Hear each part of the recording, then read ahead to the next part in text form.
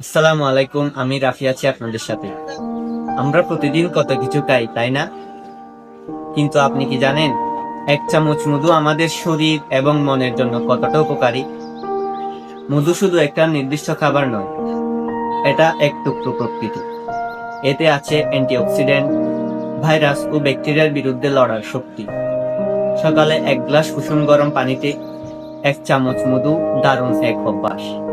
শুধু ভেতরটা না, বাইরের যত্নেও মধু অসাধারণ। ত্বকে উজ্জ্বলতা আনতে, ঠোঁট ফাটলে বা হালকা পোড়ায় প্রাকৃতিক প্রাথমিক চিকিৎসা হিসেবেও কাজ করে। তাই আজ থেকে প্রতিদিন এক চামচ মধু। মিষ্টিও পেলেন, উপকারও পেলেন। প্রকৃতির দেয়া এই উপহারকে সাদরে গ্রহণ করুন। মধু খান, সুস্থ থাকুন, ভালো থাকুন। ধন্যবাদ। ভিডিওটি ভালো লাগলে লাইক, কমেন্ট এবং শেয়ার করতে ভুলবেন না।